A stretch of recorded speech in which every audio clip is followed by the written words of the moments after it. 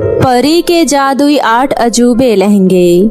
बहुत समय पहले की बात है। किशनपुर नाम के गांव में 2 बहनें आरोही और काजल अपनी माँ शीतल के साथ रहती थी।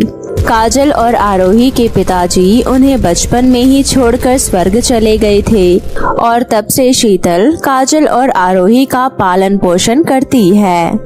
आरोही बहुत ज्यादा खूबसूरत थी। उसके लंबे लंबे बाल और लाल गुलाबी गाल उसकी सुंदरता पर 4 चांद लगाते थे। वहीं दूसरी तरफ काजल दिखने में ज्यादा खूबसूरत नहीं थी, क्योंकि उसका रंग उसके नाम की तरह काला था और उसके गाल पर निशान भी थे, जिस वजह से वो आरोही की तरह सुंदर नहीं लगती थी। लेकिन काजल स्वभाव की बहुत अच्छी थी। बेचारी काजल के काले रंग के कारण उसके साथ उसी के घर में अत्याचार होता था, क्योंकि आरोही की माँ शीतल वो सिर्फ आरोही से ही प्यार करती थी। ऐसे ही समय बीत रहा था। एक दिन काजल अपनी माँ शीतल के पास आती है और कहती है, मम्मी जी, मुझे कुछ पैसों की जरूरत है। दरअसल मेरे घर के कपड़े फट गए हैं, इसलिए मुझे पैसों की आवश्यकता है। आप हर साल में मुझे आरोही के पुराने कपड़े पहनने के लिए ही देती हो, इसलिए इस बार नए कपड़े खरीद दो ना। ए कलमुही, तेरी हिम्मत कैसे हुई मुझसे पैसे मांगने की? तेरी शक्ल के हिसाब से तुझे गंदे और पुराने कपड़े ही पहनने चाहिए। फालतू में तो कपड़े खरीद कर पैसा बर्बाद करेगी। मेरा दिमाग खराब हो उससे पहले चुपचाप यहाँ से चली जा, नहीं तो तेरी खैर नहीं होगी। तभी वहाँ पर आरोही आ जाती है और आरोही शीतल से कहती है, माँ, मैंने स्कूल के एनुअल फंक्शन में पार्टिसिपेट किया है, तो जल्दी से मुझे 3000 रुपए दे दीजिए। मुझे सबसे अच्छा लहंगा और मेकअप किट लेकर आनी है, जिससे पूरे फंक्शन में सबसे ज्यादा सुंदर मैं ही लगूं, और मुझे अपना फेशियल और पेडिक्योर भी करवाना है। क्यों नहीं मेरी लाडली बेटी, मैं तुझे अभी 5000 रुपए दे देती हूँ, जिससे तुझे पैसों की कमी महसूस ना हो। और फिर तू तो है ही इतनी सुंदर, तेरी सुंदरता को देखकर ही तो मैं जिंदा हूँ। तेरी सुंदरता के आगे तो चांद भी फीका लगता है। ऐसा कहकर शीतल आरोही को 5000 रुपए दे देती है और ये देखकर काजल वहाँ से दुखी होकर चली जाती है। ऐसे ही कुछ दिन बीत जाते हैं और फिर एनुअल फंक्शन का दिन आ जाता है। काजल के पास पहनने के लिए नए कपड़े नहीं थे। वो पुराने कपड़े पहनकर ही एनुअल फंक्शन में जा रही होती है। वहीं आरोही बहुत सुंदर लहंगा, झुमके और सैंडल पहनकर एनुअल फंक्शन में जाती है। काजल और आरोही स्कूल पहुंच जाती है। तभी स्कूल की कुछ लड़कियां काजल को देखकर हंसते हुए कहती है, अरे आरोही, आज तुम बहुत सुंदर लग रही हो। और वहीं तुम्हारी ये सगी बहन पुराने कपड़े पहनकर ही एनुअल फंक्शन में आ गई है। सच में आरोही, आज तो पहले से भी बहुत ज्यादा खूबसूरत लग रही है। और वहीं तेरी ये बहन ऐसी लग रही है कि तू अपने साथ काला तिल को लेकर आई है, ताकि तुझे किसी की नजर न लग जाए। अब यार, मैं तुझे क्या बताऊं, कभी कभी तो मुझे भी यकीन नहीं होता कि ये कलमुही मेरी ही बहन है। मुझे तो इसके साथ चलने में भी शर्म आती है, और कभी कभी तो मुझे लगता है कि मेरी माँ इसे कूड़े के डस्टबिन से उठा कर लाई है। ऐसा कहकर आरोही अपने दोस्तों के साथ काजल का बहुत मजाक उड़ाती है। काजल को आज अपनी इतनी ज्यादा इंसल्ट बर्दाश्त नहीं होती और वो आरोही को एक थप्पड़ मारकर कहती है, आरोही, तुम अपनी बहन के बारे में ऐसे कैसे कह सकती हो? क्या तुम्हारे सीने में दिल नहीं है जो तुम अपनी सहेलियों के साथ मेरा मजाक उड़ा रही हो? वैसे ही मोहल्ले वालों की मुँह से ताने सुन सुनकर मेरा दिमाग वैसे ही खराब रहता है, और ऊपर से तुम मुझे उल्टा सीधा बोल रही हो। क्या तुम्हें एहसास भी है अपनी इतनी बेइज्जती सुनने के बाद मुझे कितना बुरा लगता होगा? ऐसा कहकर काजल रोते हुए एनुअल फंक्शन छोड़कर चली जाती है। वहीं दूसरी तरफ आरोही को काजल के थप्पड़ का बहुत बुरा लगता है और वो उससे बदला लेने की सोचती है। ऐसे ही कुछ दिन बीत जाते हैं। एक दिन आरोही एक प्लान करती है। उस दिन काजल के बच्चे ने मुझे पूरी क्लास के सामने थप्पड़ मारा था। वो दिन मैं आज तक नहीं भूल पाई हूँ। आइडिया, मैं काजल के बच्चे को जंगल में ले जाकर वहीं छोड़ दूंगी और उसे जंगली जानवर मारकर खा जाएंगे। आरोही प्लान के अनुसार काजल से कहती है, काजल, मुझे मेरी सहेली ने बताया कि जंगल के उस पार एक नया ब्यूटी पार्लर खुला है और ब्यूटी पार्लर के कर्मचारियों का कहना है कि वो किसी को भी गोरा और खूबसूरत बना सकते हैं, वो भी गारंटी के साथ, नहीं तो पैसा वापस। इसलिए मैंने सोचा क्यों ना मैं तुम्हें उस ब्यूटी पार्लर में ले जाऊं। आरोही की बात सुनकर एक बार को तो काजल को उसकी बात पर भरोसा नहीं होता, परंतु वो खूबसूरत होने की लालच में आकर जाने के लिए तैयार हो जाती है। आरोही और काजल चलते चलते घने जंगल में पहुंच जाते हैं। तभी आरोही काजल से कहती है, काजल मुझे बहुत तेज प्यास लगी है, तुम यहीं इस पत्थर पर बैठ जाओ, मैं अभी पास के नदी से पानी पीकर आती हूँ। काजल वहीं पत्थर पर बैठ जाती है और आरोही काजल को वहीं बिठाकर चली जाती है। शाम हो जाती है, परंतु आरोही के वापस ना आने के कारण काजल को चिंता हो जाती है और वो रोने लगती है। हे भगवान, मेरी बहन आरोही इतनी देर से पानी पीने के लिए गई हुई है, परंतु अभी तक उसका कुछ अता पता नहीं है। मुझे लगता है कि उसे कोई जंगली जानवर मारकर खा गया है। आपने मेरी बहन आरोही को भी नहीं बख्शा। काजल ऐसा कहकर रो रही थी कि तभी काजल को एक रोता हुआ शेर नजर आता है, जिसकी पूंछ एक पत्थर से दबी हुई थी और वो बहुत तड़प रहा था। काजल तुरंत अपनी जान की परवाह किए बिना उस शेर के पास जाती है और उसकी पूंछ के ऊपर से वो पत्थर हटा देती है। काजल के पत्थर हटाते ही वो शेर एक परी में बदल जाता है और परी कहती है, काजल मैंने तुम्हारी सभी बातें सुनी हैं, तुम एक बहुत अच्छी लड़की हो। तुम यहाँ बैठकर रो रही थी, परंतु तुमने जैसे ही मुझे परेशान देखा तुम अपने सभी दुख भूल गई और तुमने मेरी सहायता करी। मैं तुम्हें ये बताना चाहती हूँ कि तुम्हारी बहन आरोही को किसी जंगली जानवर ने नहीं मारा है, बल्कि वो तुम्हें इस घने जंगल में छोड़कर घर चली गई है। इतना कहकर वो परी अपनी जादुई छड़ी से काजल के घर का दृश्य दिखाती है, जिसमें आरोही अपनी माँ के साथ शॉपिंग मॉल में शॉपिंग कर रही थी। ये देखकर काजल की आंखों में आंसू आ जाते हैं और वो रोने लगती है। चुप हो जाओ मेरी प्यारी बच्ची, जो लड़की हर किसी की सहायता करती है, मैं उस लड़की को रोते हुए देख नहीं सकती। मैं तुम्हारी सहायता करना चाहती हूँ। ये लो, ये लहंगे कोई मामूली लहंगे नहीं, बल्कि परी लोग के जादुई 8 अजूबे लहंगे हैं। तुम इन जादुई 8 अजूबे लहंगों से अपने रहने के लिए एक बड़ा घर और अपनी आवश्यकता अनुसार कुछ भी मांग सकती हो। परंतु काजल याद रखना कि ये 8 लहंगे कभी किसी लालची और स्वार्थी लड़की की सहायता नहीं करती। परी जी, आपका बहुत बहुत धन्यवाद मेरी सहायता करने के लिए। इस तरह वो परी काजल को वो जादुई 8 अजूबे लहंगे देकर वहाँ से गायब हो जाती है। काजल उन 8 लहंगे को लेकर एक खाली स्थान पर पहुँच जाती है और उन 8 लहंगों से अपने रहने के लिए एक बहुत बड़ा घर मांगती है। काजल के इतना कहते ही वहाँ एक बहुत बड़ा घर प्रकट हो जाता है। काजल वो घर देखकर बहुत खुश हो जाती है और थोड़ी देर बाद काजल उस विशाल घर में चली जाती है। अंदर जाकर काजल देखती है कि उस घर के अंदर खाने पीने की तरह तरह की चीजें रखी हुई है और पहनने के लिए बहुत सारे सुंदर सुंदर लहंगे और सजने संवरने के लिए मेकअप किट भी रखे हुए हैं। काजल वहाँ रखे लहंगों में से एक लहंगा पहन लेती है। काजल के लहंगा पहनते ही वो दुनिया की सबसे खूबसूरत लड़की में बदल जाती है।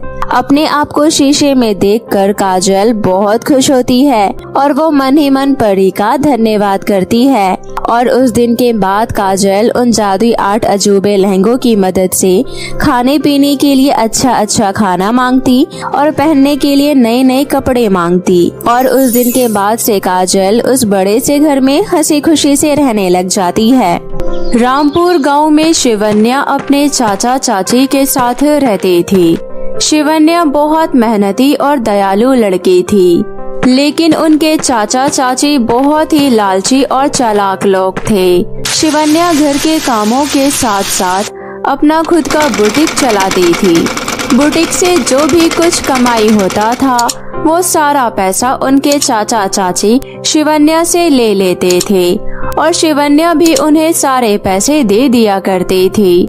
एक दिन बुटीक से थककर जब शिवन्या शाम को घर आती है, आ गई बेटा, आजा, मैं आज तेरी पसंद का आलू के पराठे बनाई हूँ। चाची, आज कोई पैसे नहीं मिले बुटीक से। पैसे नहीं मिले? क्यों नहीं मिले पैसे? अच्छा समझ गई, आज तूने फिर से बिना पैसे लिए ही किसी के कपड़े सिले हैं। है ना? चाची, वो लड़की बहुत ही गरीब थी और उसके पास लहंगे सिलाने के पैसे नहीं थे, इसलिए मैंने उससे पैसे नहीं लिए। वाह वाह वाह वाह, हम तो जैसे बहुत अमीर दिखाई देते हैं तुझे। अरे तुझे सबका दुख दिखता है, हमारा क्यों नहीं दिखता, जो तो सबके ऊपर परोपकार करती फिरती है। अब तुझे कैसे समझाऊं, महंगाई इतनी बढ़ती जा रही है, आलू आटा चावल सब इतने महंगे हो गए हैं। आज भी मैं रामू के दुकान से उधार लेकर तेरे लिए आलू के पराठे बनाई थी कि तू शाम को आकर पैसे दे ही देगी। अब मैं कौन से पैसे दूं उन्हें? चाची, कल आपको पैसे मिल जाएगा। आज मुझे भूख नहीं लगी है, मैं थक गई हूँ और मैं सोने जा रही हूँ। ठीक है, सो जा, पर अब फ्री में किसी का काम मत करना। ऐसे फ्री में काम कौन करता है? बड़बड़ाती हुई उसकी चाची वहाँ से चली जाती है। जाने कब इस लड़की को अकल आएगी। हमें कमाकर खिलाने की जगह ये तो हमारे घर ही बैठकर खाने का सोच रही है, लेकिन मैं ऐसा हरगिज नहीं होने दूंगी। चाची को शिवन्या से कोई मतलब नहीं था, मतलब था तो बस सिर्फ उसके पैसों से। शिवन्या सुबह उठकर घर का सारा काम करके अपने बुटीक पर चली जाती है। तभी वहाँ एक बहुत ही बदसूरत चुड़ैल आती है और शिवन्या से कहती है, ए लड़की, क्या तुम मेरे लिए एक लहंगा बना दोगी? आज मेरी शादी है और मैं चाहती हूँ कि अपनी शादी में मैं सबसे सुंदर दिखूं। क्यों नहीं, आप मुझे अपना नाप दे दीजिए, मैं अभी आपका लहंगा सिलकर दे देती हूँ। शिवन्या चुड़ैल का नाप लेकर उसके लिए एक लहंगा बना देती है। लहंगा पहनकर चुड़ैल बहुत ही खुश हो जाती है। तुम बहुत ही अच्छी लड़की हो, तुमने मेरे लिए कितना प्यारा लहंगा सिला है।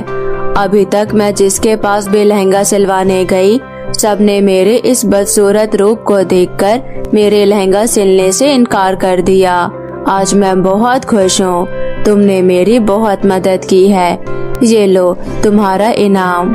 चुड़ैल शिवन्या को 10 सोने के सिक्के देती है और वहाँ से चली जाती है। शिवन्या बुटीक बंद करके घर आ ही रही होती है कि तभी रास्ते में उसे एक छोटी लड़की रोते हुए मिलती है।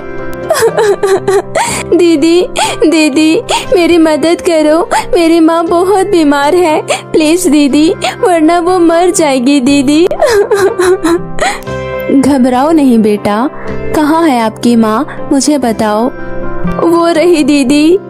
अरे, इनकी हालत तो बहुत ही ज्यादा खराब हो रही है, हमें इन्हें तुरंत डॉक्टर के पास लेकर जाना होगा। और फिर से शिवन्या उस औरत को हॉस्पिटल में एडमिट करवाती है। पेशेंट की हालत बहुत ही क्रिटिकल है, हमें जल्द ही ऑपरेशन करना होगा, जल्दी से 50,000 काउंटर पे जमा करवा दो। शिवन्या को कुछ समझ नहीं आता कि आखिर वो क्या करे। तभी उसकी नजर थैले में रखे सोने के सिक्के पर जाती है और वो तुरंत सारे सोने के सिक्के काउंटर पर जमा कर देती है।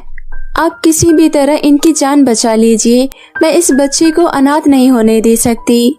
आप पेशेंट की कौन लगती हैं जो आप इनकी इतनी मदद कर रही हैं? इंसानियत का रिश्ता है मेरा इनके साथ। आज से 10 साल पहले अगर किसी ने मेरी भी मदद की होती तो आज मैं अनाथ नहीं होती। अनाथ होने का दुख मुझसे ज्यादा आखिर कौन समझ सकता है। इतना बोलकर शिवन्या बहुत ही ज्यादा भावुक हो जाती है। सॉरी, मुझे आपसे ऐसा सवाल नहीं करना चाहिए था। कोई बात नहीं, मैं ठीक हूँ, आप बस इन्हें बचा लीजिए। आप चिंता मत कीजिए, मैं अपनी तरफ से पूरी कोशिश करूँगा। 1 घंटे में ऑपरेशन सक्सेसफुल हो जाता है। शिवन्या दोनों माँ बेटी को घर पहुँचाकर उनके खाने पीने का सारा इंतजाम कर अगले दिन अपने घर आती है। कहाँ थी रात भर? मैं पूछ रही हूँ, कहाँ मुँह काला करवा रही थी रात भर? ये कोई टाइम है तेरे घर आने का? और हाँ, रिंकू बता रही थी कि तुझे चुड़ैल ने कल 10 सोने के सिक्के दिए थे, सिक्के कहाँ है? ला दे मुझे। माँ, सिक्के तो सारे खर्च हो गए। क्या खर्च हो गए? एक ही रात में सारे पैसे कहाँ उड़ा दी? अरे, यही दिन देखने के लिए मैंने तुझे पाल पोस कर इतना बड़ा किया था। कल तक तो लोगों के फ्री में काम कर रही थी, अब अय्याशी भी करने लग गई। बता, किसको देकर आई है पैसे? शिवन्या चाची को कोई जवाब नहीं देती है। कोई जवाब नहीं पाकर चाची और भी ज्यादा गुस्से से आग बबूला हो जाती है। बहुत हो गया तेरा नाटक। अब से ऐसा बिल्कुल नहीं चलेगा कि खाओ यहाँ और कहीं और पैसे उड़ा कर आओ। तेरी मरी हुई माँ कोई खजाना नहीं छोड़कर गई थी तेरे लिए। 10 साल से मैंने तुझे पाल पोस कर बड़ा किया है, और जिस बुटीक को लेकर तू इतना दानी बनी फिरती है ना, वो तेरे बाप का नहीं है, समझी तू? अब चल निकल यहाँ से, मेरे घर में तुम्हारे लिए कोई जगह नहीं, निकल मेरे घर से। मुझे घर से मत निकालो चाची, आखिर मैं कहाँ जाऊंगी, कहाँ रहूंगी, प्लीज चाची। भाड़ में जा तू, मुझे तुझसे कोई मतलब नहीं। इतना बोलकर चाची शिवन्या को घर से निकाल देती है। शिवन्या रोते हुए एक नदी के किनारे बैठ जाती है। तभी उस चुड़ैल की नजर शिवन्या पर पड़ती है। शिवन्या, तुम रो क्यों रही हो? क्या हुआ तुम्हें? क्या बताऊं चुड़ैल जी, मेरी चाची ने मुझे घर से निकाल दिया। अब मैं कहाँ जाऊं? मेरे पास तो कोई घर नहीं है। तुम चिंता मत करो शिवन्या, तुमने मेरी बहुत मदद की है, मैं तुम्हारी मदद जरूर करूंगी। तुम्हें पता है, इस नदी में एक जादुई लहंगे का घर है जो नदी के अंदर है। तुम रुको, मैं तुम्हें वो जादुई लहंगे का घर ला कर देती हूँ। इतना बोलकर चुड़ैल पानी के अंदर जाती है और एक लहंगे का घर लाकर शिवन्या को देती है। शिवन्या, इस लहंगे के घर को जैसे ही तुम जमीन पर रखोगी, ये विशाल हो जाएगा। अब तुम इस लहंगे को लेकर अपने गांव जाओ। अब से ये लहंगे का घर तुम्हारा। शिवन्या उस चुड़ैल का धन्यवाद कर गांव में आकर उस लहंगे को खाली जगह पर रख देती है। तभी वो लहंगा एक विशाल घर का रूप ले लेती है और शिवन्या उस लहंगे के घर में रहने लगती है। जादुई होने के कारण उस लहंगे के घर में किसी भी चीज की कोई कमी नहीं थी। वो घर सभी चीजों से संपूर्ण था। उसमें सोने के भी बहुत सारे सिक्के रखे हुए थे। शिवन्या दयालु तो थी ही, अब तो उसके पास किसी भी चीज की कोई कमी नहीं थी। अब वो और भी ज्यादा लोगों की मदद करने लग जाती है। धीरे धीरे जब ये बात उसके चाची को पता चलती है, आखिर इस शिवन्या की बच्ची के पास इतना सब आया कहाँ से, जो ये लोगों की इतनी मदद कर रही है, जिसको सुनो हर कोई शिवन्या की तारीफ पर तारीफ किए जा रहा है। अगर ऐसा ही चलता रहा, फिर ये लड़की सब कुछ इन भूखे नंगे गांव वालों पर लुटा देगी। नहीं, मैं ऐसा नहीं होने दे सकती। ये सोचकर शिवन्या की चाची शिवन्या के घर आती है। शिवन्या बेटा, मुझे माफ कर दे। अरे, मैंने तो तुझे गुस्से से बोल दिया था, तू तो सचमुच ही नाराज होकर चली गई। आखिर मैं तेरी माँ जैसी ही हूँ, माफ कर दे बेटा।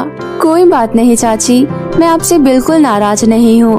आप चाहे तो आप यहाँ मेरे साथ रह सकती हैं। ये सुनकर उसकी चाची बहुत ही खुश हो जाती है।